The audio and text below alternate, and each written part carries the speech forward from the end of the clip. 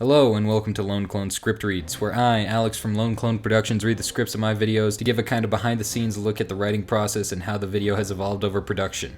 If you like that, subscribe and I might make more of these in the future.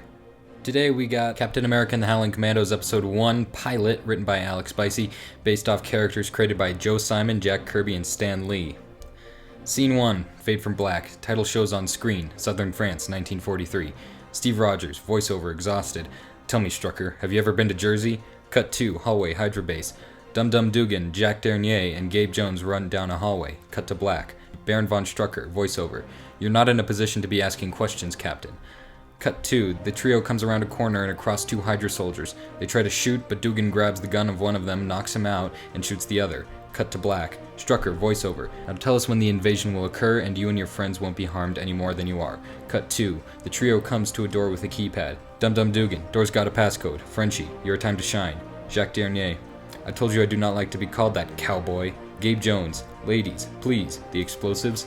Dernier attaches an explosive to the door with a 10-second timer. Cut 2, Captain America is bloody on the ground. Bucky's strapped to a chair. Steve Rogers, I'll ask you again, you ever been to Jersey? The flowers just explode this time of year. The door is blown off and smacks Strucker to the wall, knocking him unconscious. Strucker, ow. The three enter the room. Steve Rogers, a bit overkill, don't you think? Dernier, I do not know this word, overkill. They get Bucky and Cap free. Gabe Jones, alright, let's grab Strucker and get out of here. Bucky, we can't just leave this place intact. It's one of the biggest Hydra factories in Western Europe. We have to finish the plan. Jones, and starting the plan is what got you two captured in the first place. Besides, the security alarm will ring the alarm rings. Steve Rogers, Strucker's gonna be dead weight. He won't tell us anything. But we need to find a way to destroy this building and everything in it. Any ideas, Dernier? Dernier, well, if we can make a big enough boom. Jones, and how do you propose we make a big enough boom? Dernier looks at them. Scene 2, Cut 2. Outside the building, Bucky, Dugan, and Jones are next to a wall when a small tank rolls around the corner. Bucky, I've got a visual, move out. Bucky walks in front of the tank and starts shooting. The tank positions the cannon to his direction, but Dugan climbs into the tank and we hear several punches, screams, and a gunshot. A few seconds later, two Hydra soldiers are thrown out of the tank, unconscious. Dugan pops up and waves. Dugan, from far away, let's make some noise. Scene 3.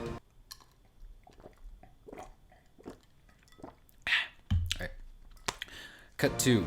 Dernier and Steve are inside a warehouse-type manufacturing area.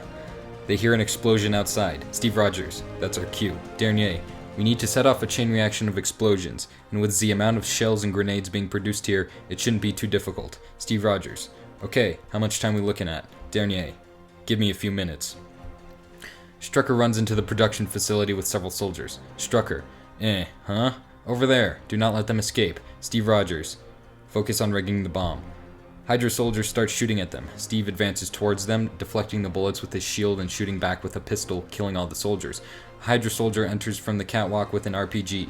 Cap shoots the RPG, making the soldier explode. Cap engages in brief hand-to-hand combat with Strucker matching his punches. He attempts to hit Strucker with the shield, but Strucker grabs the shield. Steve, what? Strucker sends an electric shock through the shield with the Satan's Claw, bringing Steve down. Steve, ah! Strucker, ha ha ha. It seems you have underestimated my abilities, Captain. There's nowhere to run now. No one to take the bullets for you. He electrifies Steve more. Steve, gah, heavy breathing. The other three commandos bust through the wall with the tank, knocking over Strucker again. Bucky, now how's that for timing? You okay, Steve? Steve, I'll be fine. Give me an update, Dernier. Dernier, and we should be good. There. Dernier attaches a makeshift explosive onto a box of grenades. Dernier, we have 60 seconds to get out of here. Leave the tank. Dugan, aw, come on, Frenchie, we've grown so close. Steve, let's go, Dugan. Dugan, you damn pacifists. Scene 4. Cut 2, the squad runs through the hole in the wall and finds some motorcycles outside.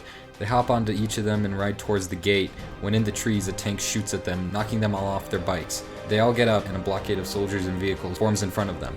A voice from one of the tanks speaks up. German voice, surrender now and you will have a painless death. Hail Hydra. Steve, on my mark, boys. Several seconds pass. German voice, this is your last warning. We will open fire if you do not. The factory explodes behind them, knocking the soldiers in the blockade to the ground. Steve, now. The Howling Commandos open fire on the blockade, eliminating all of the ground soldiers. Jones runs up to a tank and throws a grenade in the barrel of the tank, making it explode. Strucker walks up behind Cap. Strucker, exhausted. You will never escape, Captain. Cap runs to Strucker. Strucker charges his electricity and shoots it at Cap. Cap does a spin flip over it while throwing his shield in the midair like a bamf. hitting Strucker and knocking him down. The shield comes back to Cap, Captain America. Fool me once. The Commandos remount their bikes and ride off into the wilderness, the remnants of the factory smoking in the background. Scene 5, Fade 2, Interior, Union Base, night. The Commandos are sitting around a table. Steve, good work, boys. Thanks to us, we just crippled Hydra's weapons production, and it went off without a hitch. Bucky, other than us getting captured and tortured, then yeah, without a hitch. Steve, alright, maybe things didn't go exactly as planned, but we still managed to pull through. So get your rest and we'll receive our next mission sometime within the next few days. Dugan, I miss my tank. Jones, we'll get you a new one. Dugan, it won't be the same. An officer walks into the room. Officer, Captain Rogers, we've detected an unidentified object that we need you to check out. Steve, understood, dismissed. Well boys, duty calls. Try not to blow anything up without me. Bucky, no promises. Dugan, we won't blow anything up if you don't keep all the fun for yourself. We are the Howling Commandos after all. You gotta let us howl every once in a while. Credits. I don't know why howl is capitalized right there. Scene 6, after credits. Exterior, snowy Norway forest, night. Cap is alone next to his motorcycle, looking into the forest. Off in the distance we see the casket falling through the sky.